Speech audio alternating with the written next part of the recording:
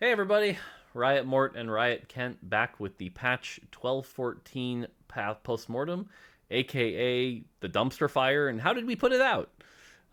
So I think that would be how I would describe 1214 and 1214B. 1214 was a dumpster fire, just like straight up. I'm not even going to sugarcoat it. It was a terrible patch, probably at least in the top 10 worst of all time.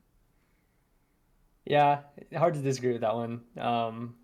But then after 12.14B, I admit it looks to be in a pretty good spot now. So Better for sure. Better. I mean, it's certainly not dumpster fire now, and I think a few people have said it's like the best patch of the set, which like cool, I guess. But yeah, let's dive in. Let's talk about what went wrong. There were a few things. I mean, yeah, there were a lot still went right, but man, the things that went wrong, it's like, why did you pour gasoline on this? You know, so yeah, I think there's some good takeaways from this, but also like part of this is also just like this set has been rough on balance. We've been like creeping our complexity and our mechanics up a lot. Then we have like these super units, and then we have these like complex mechanics and augments and things like that. We're keeping augments for another set. It's been rough, and so like we've learned a lot from a lot of these mistakes. yep, But yep. yeah, this patch showed a lot of the toughness of balance for the Yep. set. So Yep. And we want to be honest and open and talk about where it went wrong. And so let's dive into that and go through this. We're going to power through the stuff that went right. That's not what you're here for anyway. You don't want to hear us pat ourselves in the back. You want to see where the gasoline came from. So yep, cool. Item distribution. Krug's guaranteed at least to have one item. Yep. Good. Glad we did it. We should have done it a while ago. Cool. great. The armory timers. Shout out to the UX team. This was great. Long time coming. It'll be useful for a long time. It's great. Love it. Yep, I love this. Great. Okay, trait stuff. Cavalier.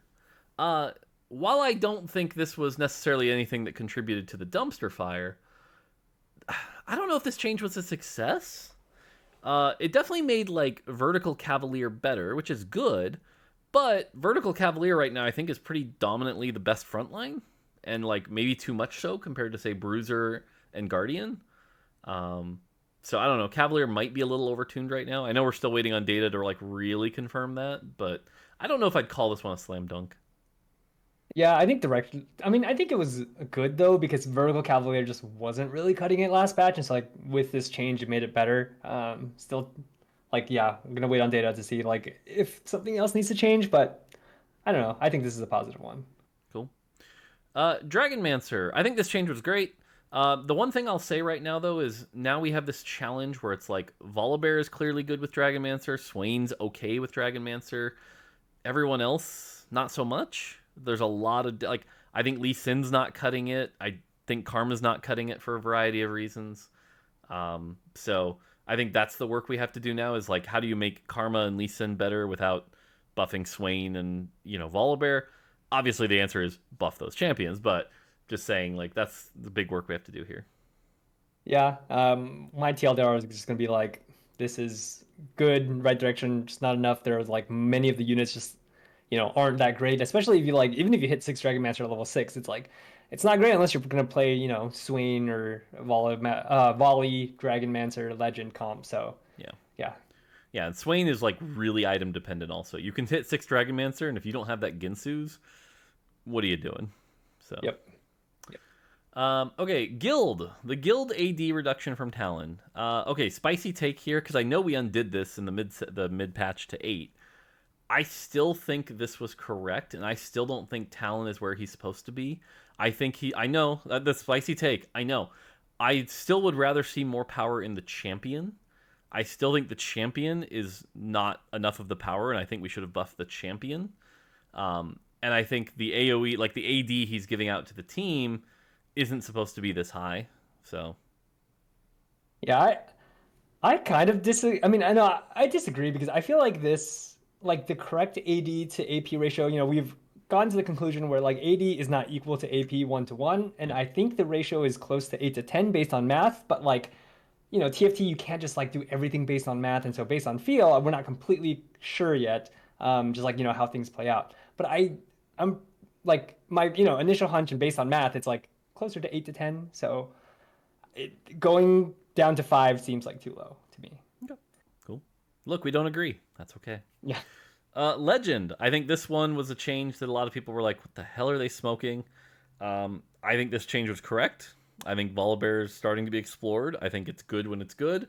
You and I were talking about this where it was like, I think it's Milk that was like trying to force it 20 out of 20 and was like having middling to low success, which I think told me that it's perfectly tuned because it's like when you hit and when you're supposed to play it, it's good and it's really good. And if it were 40%, it'd probably be too strong, but it's not a forcible comp. And like, that's where we wanted it. So I'm going to call this a win.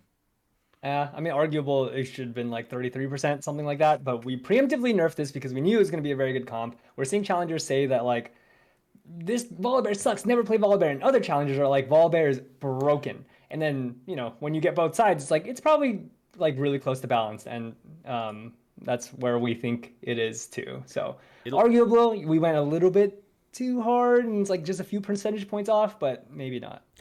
I think with Jade Cup this weekend, that's one of our chances to see how this does in a competitive circuit. I think if it wins more than 4 lobbies, I'm going to call this a success. Yep, yeah.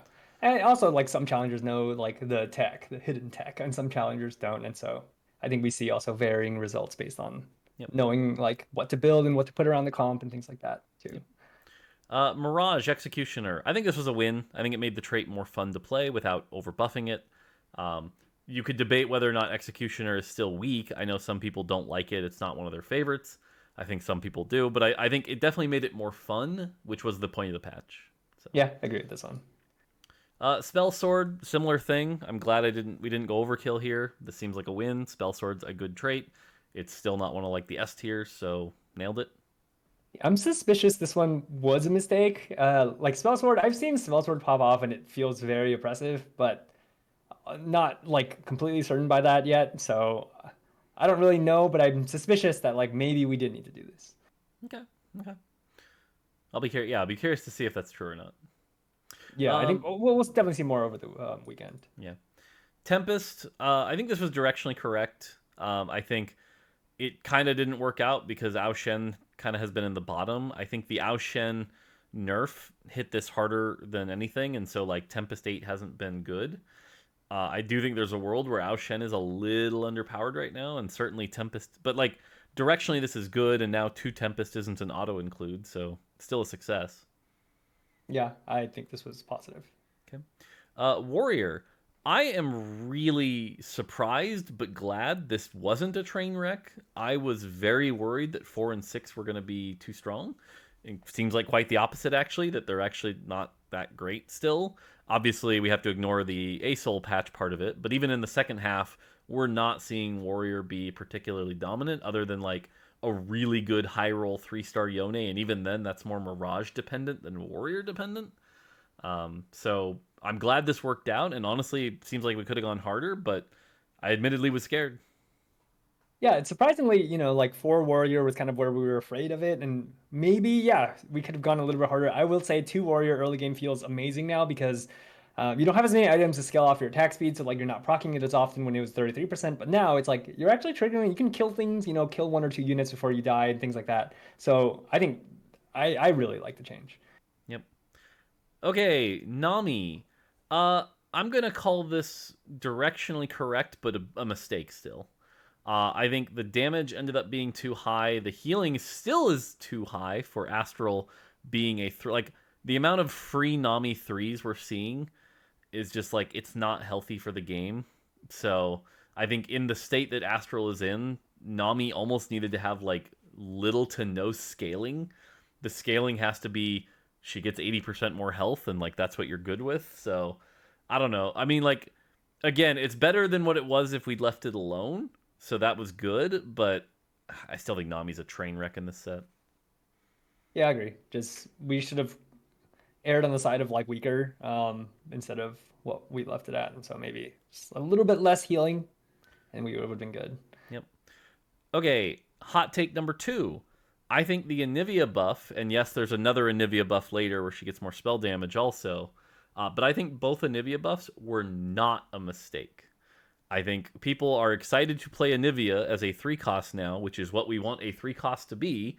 If you get an early stage 2, stage 3 Anivia with a good, like, that's what a carry is supposed to be. And so just like a lot of people are like, oh, Anivia is really strong now. And it's like, yes, good. So my hot take is Anivia is finally where she should be. Yeah.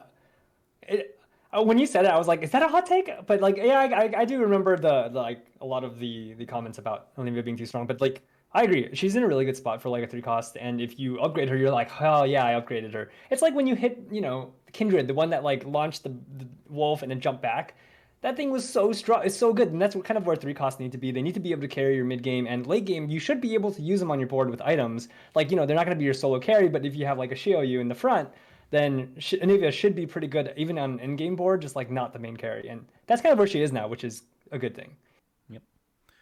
Okay, let's talk about dumpster fire number 1, Aurelion Sol. Hilariously enough, so I'm going to be a little defensive at first, but there's a very clear screw up here. If we look at where Aurelion Sol was, where Aurelion Sol is supposed to be, and where we ended up, we were closer to the line after the patch. Like Aurelion Sol was much closer to where a 30-cost dragon was supposed to be.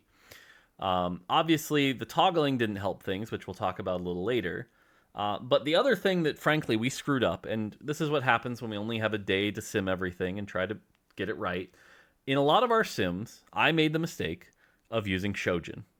Shojin Aurelion Sol is a grief. That is not what you want. What you want on this Aurelion Sol is as much AP as possible with one healing item.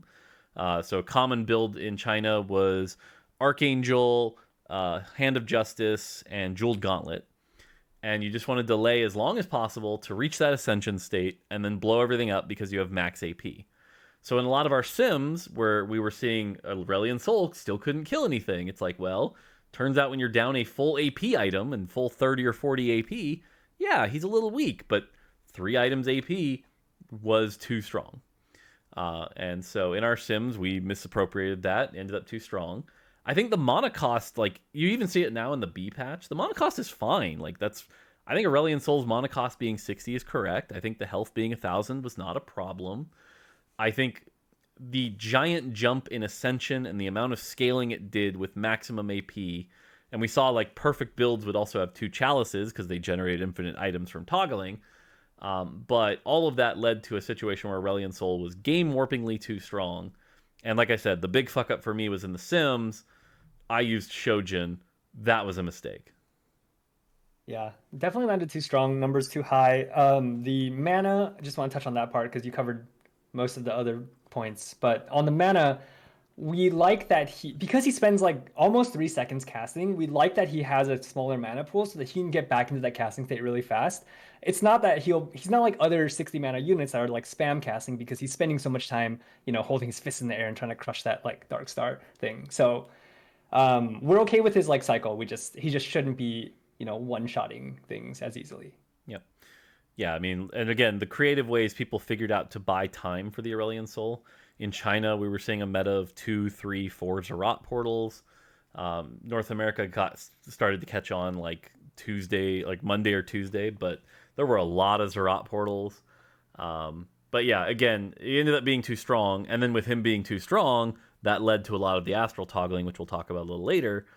But clearly missed the mark, which was really a shame because, again, I was so confident going into the testing. But, again, the mistake was I built Shojin builds. Shojin builds were a grief. The other one, I even remember testing with one of the Lobby 2 players. I won't name them. But, I was doing a lot of Mage Cap builds. Mage Cap is also a grief. It literally, the optimal way to play Acell was max AP. And I never tested that. Yeah, another thing on this Acell and just dragons in general and why the set has been tougher than usual sets to balance is just we have these super units that cost double the cost of a legendary unit, and we need to make sure that they're worth buying. Costing 30 gold on your roll down is a lot of your gold. People usually go 8 and they have 40 gold. So you can't really upgrade these units easily. And so the payoff has to be worth it. So we have to make sure they're strong. So we lean on the side of them being stronger. But being able to gauge how much stronger should they be, and should every board, at the end of the game have one of these 10-cost units, and we don't want the answer to that to be necessarily yes. It's you want to cap out your board with a very expensive super unit, but you don't shouldn't have to play one. It's really hard to find that like fine line of balance where, you still want it, but you don't need it. Yep. Speaking of super units, let's move on to Ao Shen. So we gave him more health, fine. We lowered the mana reduction. As I've said, I think that the mechanic doesn't even need to be there. I think we actually over-nerfed this a tiny bit. Ao Shen definitely ended up in the dumpster. I haven't seen much of him post B patch either, and I think that's kind of a sign that like he's just not quite strong enough, which is fascinating because even the Ao Shen 2s have kind of like fallen off. I think the other big thing that happened is because Aurelion Sol was so dominant, a lot of people learned how to optimize the Jade Mystic builds. And the Jade Mystic builds have been pushing Ao Shen out because he does not do well against those builds. Yeah, I think another sign of this, another like reason for this is one cost isn't as stable. It's, it used to be a very high roll comp. You need to be very rich in order to play it, but you kind of stabilize on Ao Shen 1 for a while you tried to dig for Ao Shen 2. And that's not as possible anymore. And so I think that's where we undershot. We nerfed the 1-star too much. Other than that, like I'm surprised that like we weren't seeing Ao Shens, but like, before the B patch, why play Ao Shen when you can play Aurelion Sol? So yep. Shyvana. Shyvana, I think, is the one we got the closest to correct. I do think Shyvana is a little too strong. A single AP item is usually enough to like blow up some backlines. I think the thing that's actually holding Shyvana back is the inconsistency. We've talked about this a lot with some of the Lobby 2 players, but after she dive bombs, she basically chooses a melee, because her Flame Breath right now is Flame Breath my current target, but because after she lands, essentially she picks an available target randomly, she can often, turn around and solo breath the frontliner. And the difference in that versus just kidding, she breathes the backline was just like night and day. And you can't really afford to lose a fight like that in the end game. That's what actually limited her. So basically, her ceiling and floor is too wide, but her ceiling is too high and her floor is too low. So, yeah, she became a good carry finally. She's just not consistent enough to be a actual like reliable carry, and so players don't want to play an unreliable carry because the random chance that like you might just go fifth because she whiffed, that really sucks. Yep. Zoe. I know a few players were saying these changes were incorrect. It's like, why did you nerf the Lux Laser, the worst one already? Just don't agree with that. I think Zoe is probably right where she should be now on live. Like, she's a good utility champion. You try to get 3 mage, usually with Silas +1, and you play this, and it's good. Zoe's good. I think Zoe, like, I can't imagine a world where we change Zoe again. Yeah, I think Zoe's in a good spot too. So I like the changes. I really like the starting mana change because, if she has tier items, she's not insta-casting 2 huge spells. I think it's good. Yep. Deathblade. Okay, this is going to be hot take number 3. I think this change is correct. I think you and I debated this for a while. I think we have a problem to solve with the double items where the opportunity cost of divvying up 2 components for an equally balanced item will never be universally correct in either case. I'm going to try to explain this once. It's a bit complicated, but basically, if you have a death cap and an archangel in an armory, you need that to be a tough choice. But because it's a tough choice, the opportunity cost when you have 2 rods in the rest of the game, the death cap will never be correct. And because of that, the balance ends up very odd. The double items have all this problem that we still have to solve. That's a separate problem.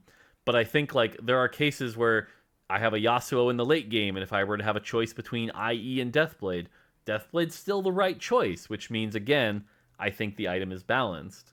I think it's also great on Cannoneers. So, believe it or not, I still think this is correct, but we have a different problem to solve.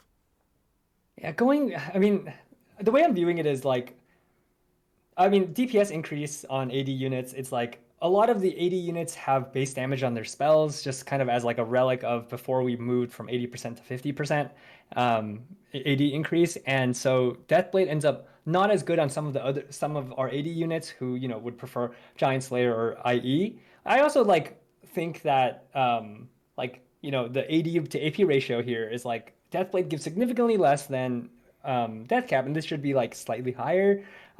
So I don't agree with the change, but I think that, like as Mort said, we have a larger problem to solve that we are working on behind the scenes. I don't, we haven't really talked about this either, but I'm working on like a framework for how we can approach this on paper. Okay. Yeah. Morello, we overshot it. I still think the buff was necessary. I overshot it. This was an example where we should have been less. I also think Aurelion Sol benefited from this because it gave him another item he could build.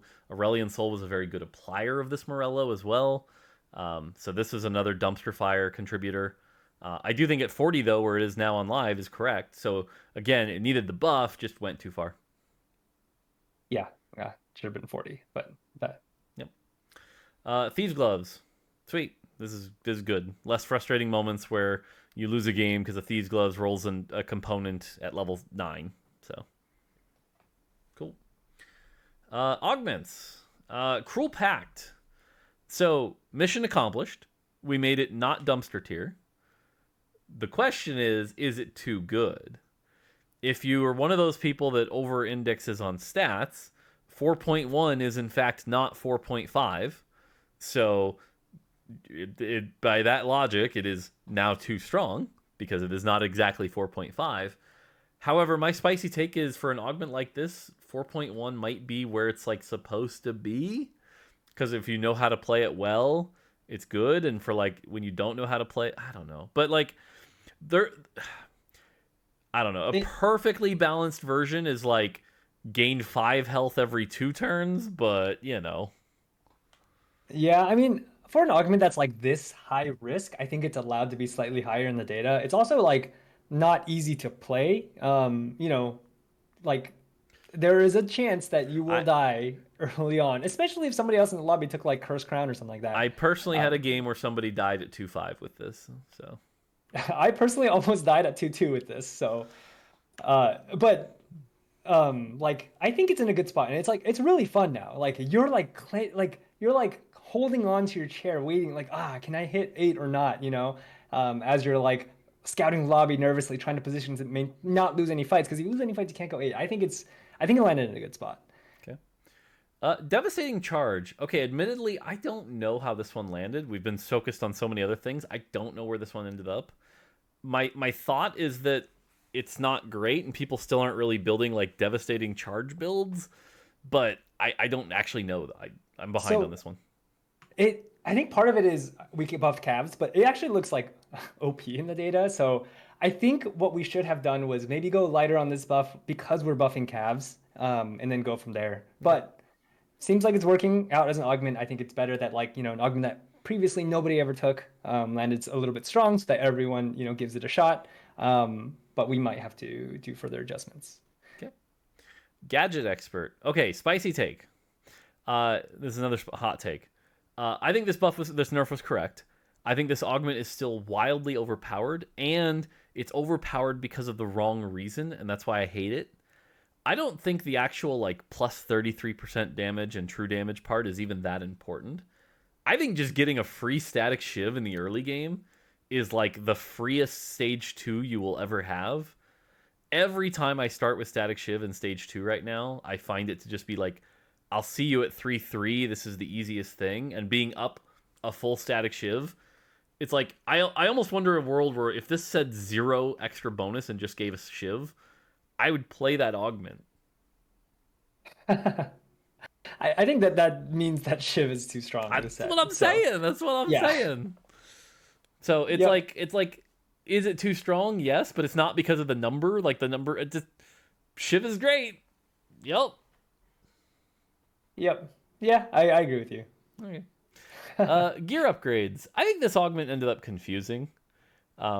You'll laugh, by the way. I made one of these blunders when I was streaming. I forgot that you need to have an item equipped to benefit from this one. So like that extra, it's like jump through all these hoops and you get a little armor and I don't know. It's cybers, Mort. I don't like this, but that's just personal preference. I think obviously we needed to buff it. The buff seems fine, so it is what it is. Yeah. I think it's more of like, yeah, the design of the augment might not have been is not as great as it could be, but the buff was needed. So Heroic Presence. This is another one that like the ceiling and floor issue. It's like, man, when these comps get online, when you get like an electric overcharge, heroic presence on electric mirage with a Leona 3 with a ionic and a warmogs, it's like, how do you beat those? yeah, it's wild. I mean, people are taking the augment now, and it's good, even on Acell patch. So seems positive. It's really good. So, but it's very risky to play it, but man, when it pays off, like I think my easiest wins this patch were this augment. Yeah, narrow for sure, but just because of Guardians kind of like force you into a reroll comp if you're gonna stick with it. Yep. Ludens. I think this was just correct. I think this is now a better balanced augment. I think in the world where, especially in the pre-B patch, where mages were a very dominant early game, if we hadn't done this, they would have been even more dominant. I'm glad this was done. Great. Agree. Ricochet. In a world where Cannoneers are S tier, this definitely seemed unnecessary. But at least it's comparable to all the other like the problem isn't this augment. The problem was Cannoneers are a little strong. So yeah, I think that so like right now Hot Shot is like really really good, and then this augment is like good but not amazing. So I think right, which means like, I think this buff is good. Yeah. I think Cannoneers are a different problem. Yeah, agreed. Yeah. Reckless Spending. I think this augment's better now. I think this augment clearly shows though that like it's just too hard to play. Yeah. To be honest, I actually think the next change we should do if we're going to keep this around would be you just have to press reroll. Yeah, I could see that. I mean, it become like maybe just press reroll. We can reduce the damage a little bit, but sure. If you told me it's 33% damage, just press reroll, fine. But like 6 gold per turn is a lot, and a lot of other augments are comparable, if not better. Like I think even just looking at Ricochet, it's like that's a lot of damage, and or like Scorch. And so for the limited use, I think this is just too hard to play still. But I think this is a massive improvement.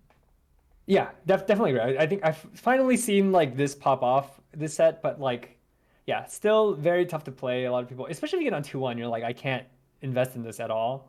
So that part's not good either. Yep. Assassin Crown nerf, I think was good. Yep. Cavalier Crown nerf, I think was good. Isn't that still like the #1 augment right now? I'm pretty confident if your tactics.tool it, cough cough NA, it's like it's #1. Still really good. Yeah. So if anything, like, yeah, that's just a sign Cav's too strong. Guardian Crown, I think this is good. I think this one worked out. Yep. Rebel Crown. I actually haven't looked. What does Rebel Crown look like? I think it still looks really good in the data, right? It looks average now. So it's like around 4.5. Oh, well then that might be where it was supposed to be. Which is good. If like Revel Deja, well, it's still really, really good, but if you get a Revel Crown, you're not just like win streaking the entirety of stage 2 with a Static Shiv. Weird. Static Shiv was good early? I feel like we talked about that. Yeah, imagine taking away a Static Shiv and now it's just so much weaker. Yeah. Scale Scorn. I think this change was fine. Good, yeah. Hand of Justice, I just think it was fine. Like I don't think it actually moved the needle much. I think like if we wanted to nerf it, you could even debate this wasn't a nerf. So I don't know. Yeah, I mean, I think it was a good change though. Giant Slayer was just too much value. But yeah. Shimmer Scale giving a Volibear, fine. Yep, agree. Tempest Crown giving a Shiv, yeah, I think that was a good change. Wild. But yeah, Tempest Crown looks a lot better now that you have Static Shiv. So I mean, yeah, it feels like there's a pattern here. It's not OP or anything, but Tempest Crown was not great before. Okay, small changes. Now, as much as I mocked the Aurelion Soul changes earlier, I think this was the #1 contributing factor to the dumpster fire. And if I could go back in time and go up to the person, which I believe was me, and stop them from changing this and chop off their fingers and beat them with a sledgehammer, I probably would. I probably would. Because this change single-handedly ruined the patch. I think if this had been 30%, Aurelion Soul would have been strong. People would be quote-unquote toggling, but the toggling wouldn't have been nearly as egregious because it would have popped out 4 gold a lot more often instead of items, and rolling 10 gold to get 4 gold, not that great. rolling 10 gold to get an item component, very good. The justification was I was trying to make 9 Astral worth it, but without the Astral toggle bug fixed, it didn't make 9 Astral worth it. It just made storing a Nidalee, Skarner, and whoever the third one was on your, or Varus, and making them generate you a bunch of items. It was stupid. It was fucking terrible. Jesus. And again, the mistake here was trusting that we fixed the Astral toggle bug. So Yeah. Yep. Not much more to add here. Other than, when you started that sentence, it was like, if I could go up to the person and you're like, I would just tell them not to do it. And then you're like, wait, it was me. I'm going to chop off their fingers and hit them with a sledgehammer. Yep. Yeah. You know this about me. If I'm hard on anyone, it's me above everyone else. Yeah. So, all right. So yeah, dumpster fire. There you go. That was a bad change. Okay. Guardian. Go ahead. I will say though on that, like, if we didn't have the Astral toggle, I think this would have been a fine change. Like, people would have finally played Astral, assuming, I guess, no Astral change and like Aurelion Sol didn't land more OP. I'm going to push back on that, and the reason is, and this is why I had us revert it back to 45, right? Is because the PvE situation just created this odd win more, where it would have been like, okay, it's 5-2. I've got my Aurelion Sol going. I'm playing 6 Astral. I'm going to store these units, which I think it is stupid that we even create a single situation where it's like, I need to store these units, wait till a PvE round, throw them in, then roll down a bunch of gold. That is not a behavior we want to incentivize, right? Like, if I want you to play 9 Astral, I need to make a solve where playing 9 Astral in combat is worth it. And so, like, that's why, like, even with Astral toggling off, this was a mistake. Yeah, I agree. I'm starting to add too many ifs here, but like, if we didn't have PvE round, like the PvE round situation, if we didn't have toggle, sure, then maybe way overpowered, this would have been good. Yes. I just also for like clarity, if we add another condition to like, oh, you can't use this on PvE, it makes the trait a lot more complex and confusing for a lot of players, especially with like a trait that's, more like supposed to be like easier to play trait. Like, you can't just 3-star all your units. And so not being able to add that in means that we kind of have to pull back on this, and this is why we went back to 45% because we decided on keeping it on for PvE. I like your optimism because you're like exploring the multiverse. It's like, in the world where this is true and this is true and this is true, and I'm like, that universe sounds great. Let's go to that universe. Optimism. Yeah, I guess. Yeah, I like it. All right, Guardian. I think this is fine. Hilariously enough, I think maybe doing this and the Heroic Presence in the same patch might have actually been a mistake. Because again, it's like, it's not like a bunch of people are playing for Guardian now because of this, but man, when you get Heroic Presence and this going, it might have been too much. Maybe. I think it landed okay, and it's like still very situational. It's like it's not a very popular comp or anything like that, but I agree. Yeah, I mean, like, possibly. Jade, I think this is good. Believe it or not, I think the Jade 3 nerf was correct. I think the Jade 9 nerf, I think there's people that might go, oh, but Jade's overpowered.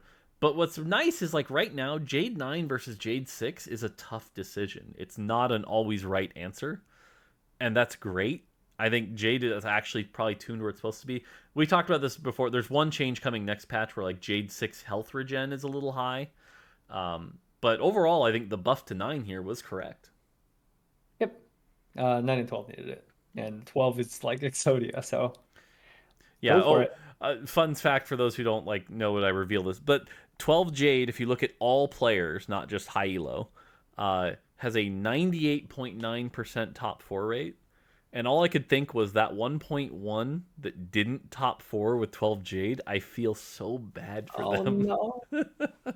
Oh, no. It's so good. Yep. So sad. It's something bad must have been like, yeah. Yep. Revel, I would call this change uneventful, but I think actually I take it back. This change was good because I think if the Cannoneer start that was already strong had another 20 damage on the Firecrackers, we'd probably be even worse spot. So I think this change was just good. Agree. Scale Scorn. I think Scale Scorn 6, we were scared and considering taking this out. I don't think that has been problematic. I think it has existed as a chase trait that's hard to hit, and when you do, it pays off. So this ended up working out, but I know we were really nervous about this one. Yeah, it's a tough trait to play. It's really hard to hit 6, and you need to like 3-star your units to like actually win. And so I think the change to 6 is good. Ashe change, fine, not enough. I mean, it's in the small bucket. It did exactly that. It was a small change. She's still not an exciting champion to play, despite our hilarious double up game. Yep, I agree. Alawi nerf, fine. That was a good game, by the way. Yeah, that was fun. I think Alawi's where she's supposed to be, probably. I agree. I think the mechanic of stealing people's armor in MR continues to be frustrating because it's like the best counter to Cavalier is the Alawi stealing it all. So, but yeah. Well, okay. Actually, I agree, but like, I'm not that confident in that agreement. Just like it's possible Alawi 3 landed a little weak based on this, but not sure. In the patch where Acell was very, very powerful, probably fine. Yeah. Silas. I think this nerf was correct, just not enough, but it was a light change.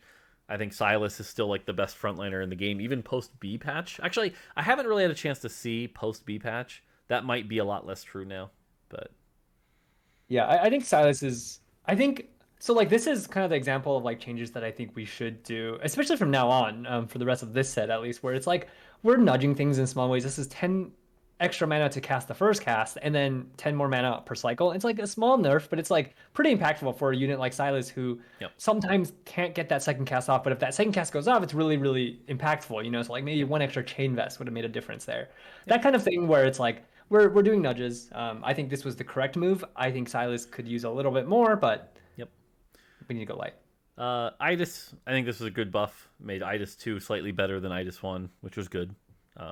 Some people still argue Idis is weak. I don't think that's true, but it is what it is. Yep. Siphon, you want to talk about this one? Yep. Okay, so Siphon Spike can no longer be dodged. This is true in most scenarios, but we've seen clips and players have reported that there are some times when Siphon Spike can still be dodged, especially by things like Quicksilver. And that feels really, really bad. We have like a full fix coming next patch, but this one was very sad. Yep. For visibility, it's if he got CC'd before, like during the charge, that's when it could still be dodged, right?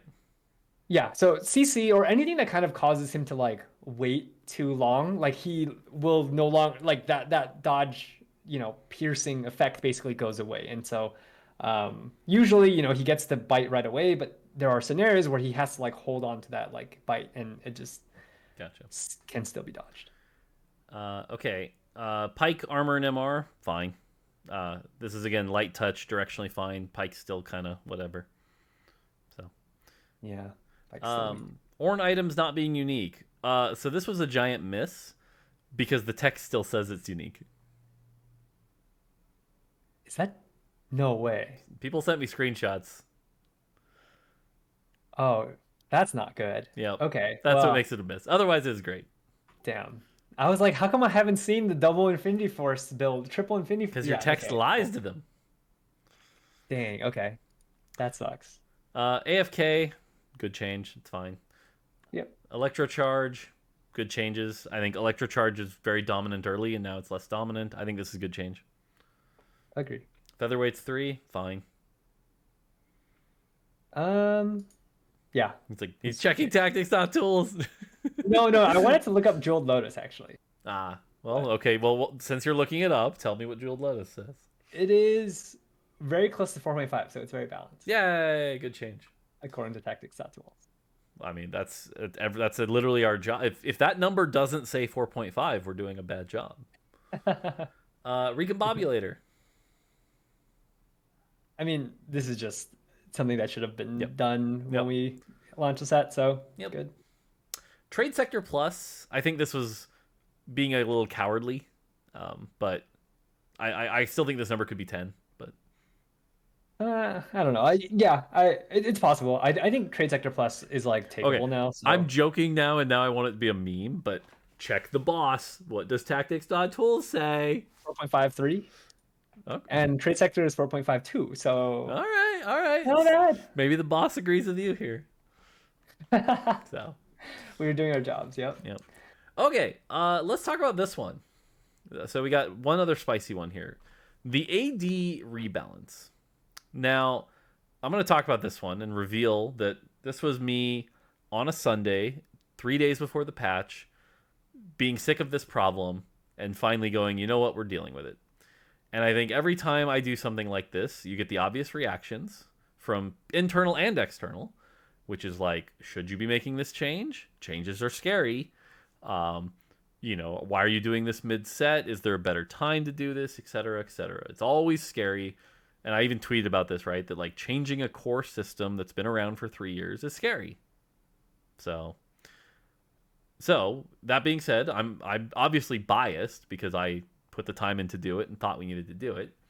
So Kent, before we go into every individual champion super quickly, because obviously I don't think I got all 58 champions right. I'm just going to come out and say that.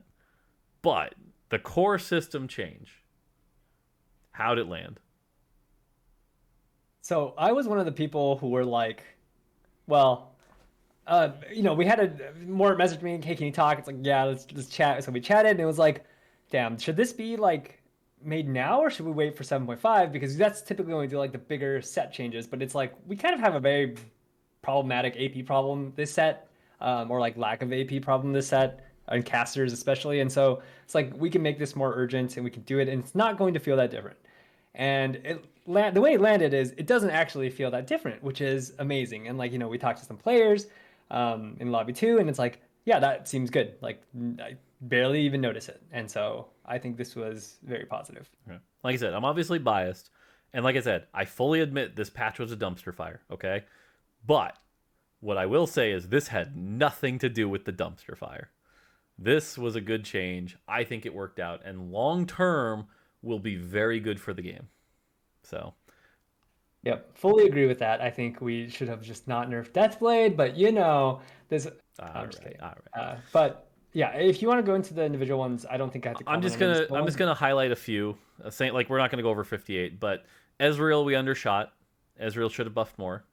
Yep. Nidalee is weak, but kind of needs to be because she's astral. So to be honest, like while I know she's weak, she has to be, and that's where she just has to exist. Set, I actually think, hilariously enough, ended up... I think a lot of people were like, Set 3 is dead, and quite the opposite ended up being true. Set 3 became like one of the few counter comps to Aurelion Soul. We're seeing 9 Ragewing Set do very well. So, like, nailed it on Set. Yep. Otherwise, nothing to call out on the one cost side. You have any? Oh, maybe Senna, but like... Senna 1 and 2 might be a little... I mean, Senna 2 is only 2 more AP. Senna 1 maybe is a little strong.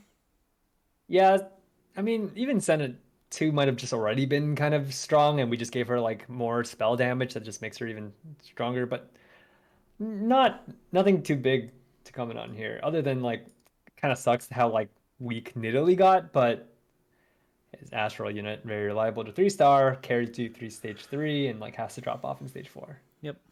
On the 2 cost side, Jinx ended up a little strong. I'm glad we did the mana refund thing, but because of that, she also didn't need to be neutral AD, and Cannoneers were strong. So Jinx ended up a little strong. I think Kayn ended up weak, but was also already weak. I think Kayn we undershot. Other than that, Trist, I think, worked out where she's supposed to be. Twitch is fine. Like... Yone was the one I was nervous about, but Yone I think ended up exactly right. So, yeah, I think the only one is really Jinx here. Yep. Yeah, but like I said, if you look at Jinx, what I'll say is I think the mana refund was a great change. I think the champ is now more fun. I think the spell damage is correct. I think, like I said, we just maybe didn't need that 5 extra AD. So. Yep. Oh, and one thing, the Gnar changes. What this opened up was like putting some AP on Gnar, Dragonmancer especially, or just waiting, like stalling for Gnar to go into overtime, and then his AD shoots up like massively. Yep. Well, I don't know if it's necessarily overtime, but like just basically he gets so much AD. I've seen like screenshots of like 500 plus to like 1,000 AD Gnars, and it's so good. Yep. On the 3 cost side, let's see. Looking at it, I'm trying to remember. You could argue Olaf undershot, but I don't think so. I think Olaf ended up in the right spot.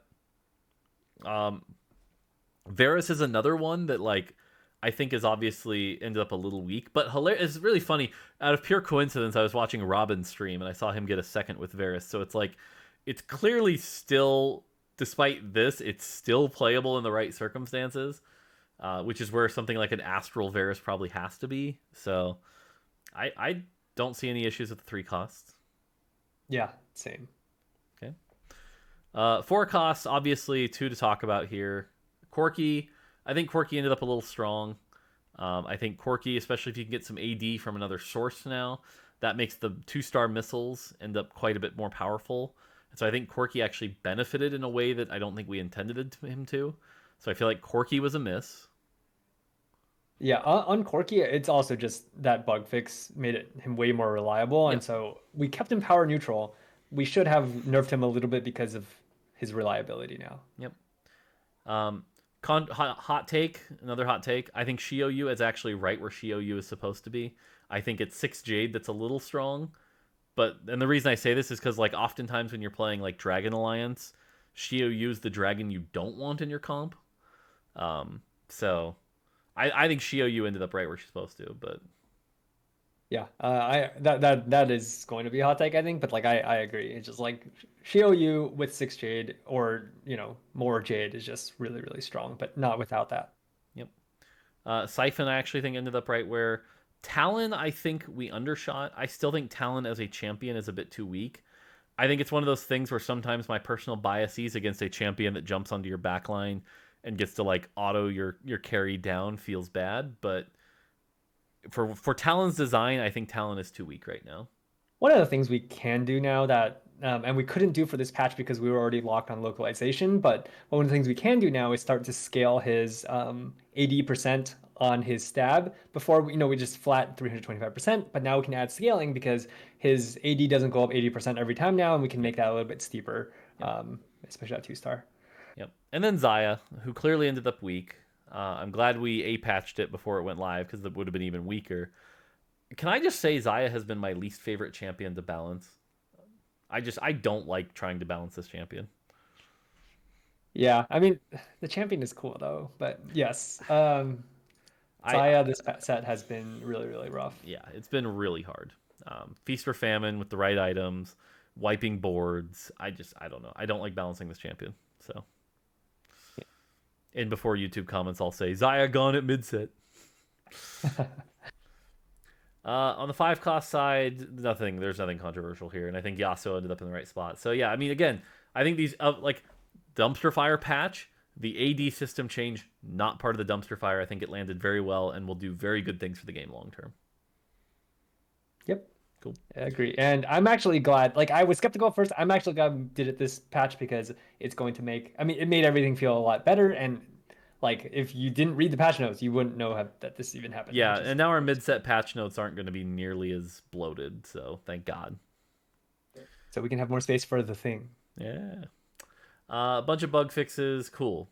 So, like I said, obviously, dumpster fire patch. We had to B-patch it, so we did. So I'm going to scroll all the way up to the top here. We'll cover the B-patch, because again, it was a dumpster fire. The number of Astral Togglers, I hate every one of them. You should all go play League of Legends for a week. All right, so then we did the B-patch. Okay, fix Astral Toggling. Great. Astral 9's not worth playing now. Shocker. All right, something we got to solve, Yeah. Another problem. Yep. What I will say, though, is I am glad we lowered the Astral 9 orb drop rate, as I mentioned earlier. I just don't want anyone even feeling tempted. Talon, we already talked about. Bringing back that base AD helped a bit. It's like I have seen Xayah do okay when you high roll it, so at least it helped it. Everyone commented, it's like, why didn't you touch Xayah? The reason was we couldn't. We had already touched the files in the A patch. When we're micro patching, you can't touch the files twice. That's our mistake. Xayah is getting buffs next patch. It is what it is. So yeah, when we micro patch, when we do the thing like Mort tweets out before the patch goes out, like these are the final changes we made. It's like a micro patch. It's basically like a B patch, except we have to keep it small, same thing as a normal B patch. And so when we do that, we can't B patch the unit. Yep. So that's what happened to Xayah. Yep. Okay, Trainer. Why don't you go first on this one? Because I know you and I debated this one for a bit. Yeah, this one not completely sure yet. Yeah, it's only been a few days into the patch, and so not completely sure yet. It seems good because like Namzi in the early game isn't as good, and I've seen like Namzi still pop off in the late game. The reason that I'm like unsure is that like if I get Namzi on 3-1, will I still want to play Namzi? And is Namzi now just a 2-1 only kind of thing, which it feels kind of bad if it is that way. Yeah, I completely disagree with you, which we talked about. I think this was a slam dunk. I think Namzi, the trainer, now must be trained before she's useful. Good. I did not like that people were willing to slot this in at 4-5 with a two-piece body. That was too much power for just a two-piece auto include. I just think two trainer was meant to so that you could get your foot in the door early. Like that was, remember when we were designing the trait, everyone wanted it to be a three-piece, and I said no, it needs to be a two-piece so you can get your foot in the door early. And I'm glad you can, but it went. I'm glad we did this because now it's not auto include. It's like if you hit the Lulu late game, you're like, do I even need it? Maybe I'll make a decision. The other thing is that Lulu has secretly been, I think, OP for a little too long, and so like even just playing Lulu plus Trist is like you don't even care about Namdi. It's like Lulu's just so much goddamn power. So Yep. Yep. I mean, yeah, I kind of agree with what you're saying, and I know the original design intent and all that stuff is just it still kind of sucks because I guess like we're used to playing Nomsy as a two piece, but like yeah, that if we change that framing, then yeah, yep. it'll be better. Ragewing Jinx. I mean, hilarious because this bug's been around for a long time and just it got more found, but great. So Yeah. fix it. Yep. The Jinx nerf, good. Lowers cannoneer power a little early. I think there's a world where Senna and or Trist also needed an AD nerf here. But for now, I think this is fine. Or the other one was Corky. I think Corky, like, I think a lot of people were raising their eyebrow of like, why Jinx? And I'm glad we hit Jinx, but like maybe we should have also hit one more. Yeah, it's possible it's possible we could have also hit Corky. We were hoping that like with the Jinx early game nerf and the Nomsy early game nerf, we're kind of hitting the comp, but it didn't end up actually playing out that way.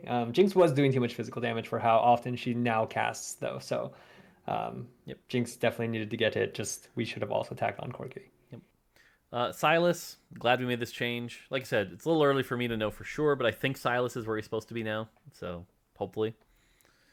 Yep, agree. Okay, Acell. I think this is the $1 million question. Is Acell where he's supposed to be now? Or did we nerf it again too hard? Yeah, so we took out very little spell damage, and the increased time to ascend it actually makes a pretty big difference. The part where like I'm not completely sure yet, and I think it's just people reacting to the patch and like it's only a couple of days in, and so we don't really have a good read yet. But maybe that damage amp should have only come down like to 20 or something like that, rather than like being halved. And so if anything, like maybe that went too far, but. Otherwise, Aurelion Sol seems similar to Ao Shin, like, just a couple days in right now, where it's like not completely stable at 1 star, but if you can get 2 star, it can still blow things up. So here's my again. I've been full of spicy takes today.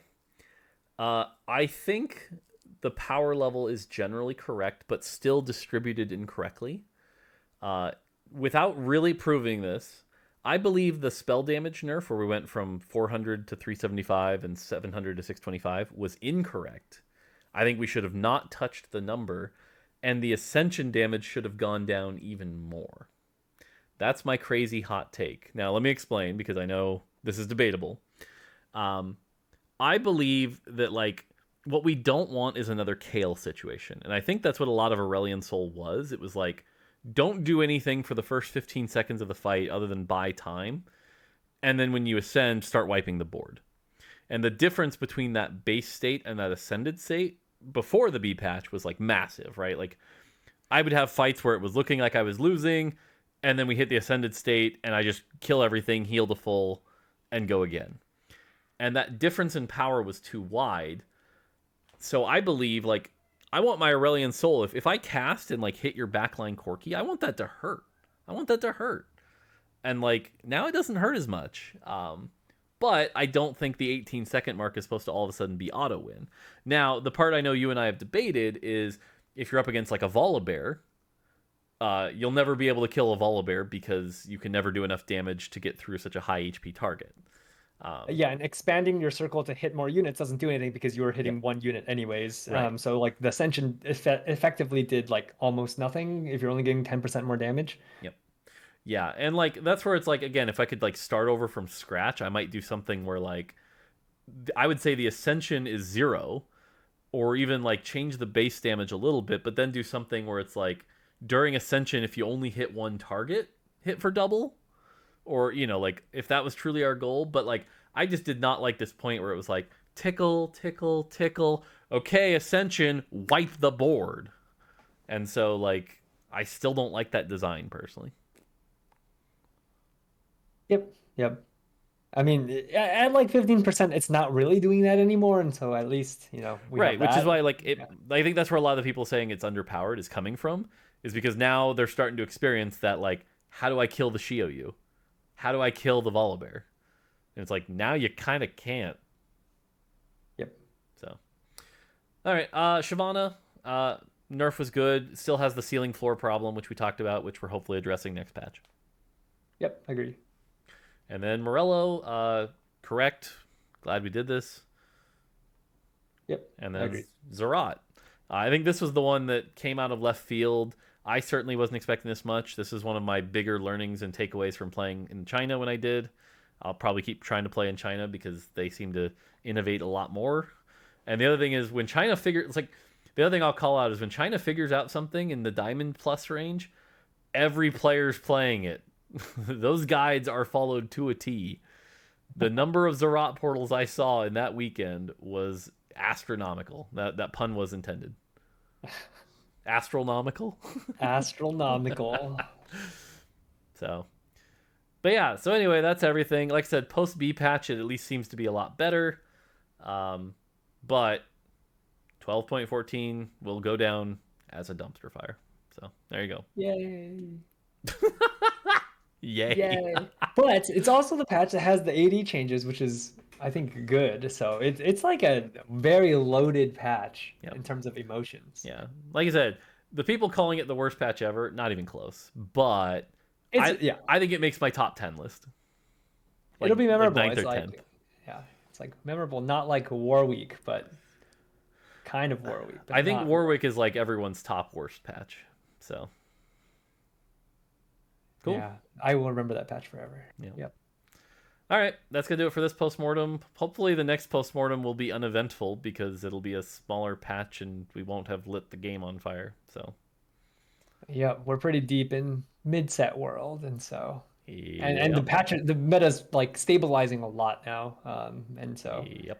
we can move a lot lighter on our changes, and also just like learnings from this patch. Kind of we should not take swings as large. I think it depends on how the severity of the situation and how many times we've already tried to do something. I don't think that's the lesson here, because like the swings that we took weren't really problematic. Like I said, the two lessons for me were when simming, we need to make sure we understand the champion fully.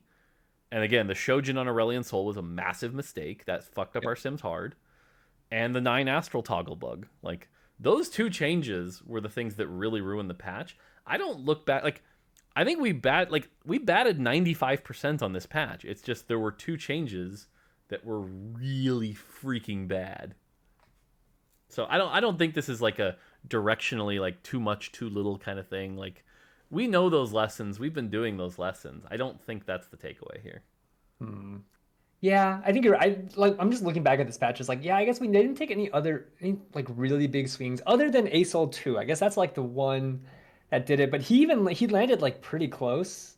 I mean, definitely. Right, but that's what I'm saying. Like Aurelion Soul 2, the big lesson is our sims were wrong because we had the wrong items. We didn't understand the champion fully. That is a mistake.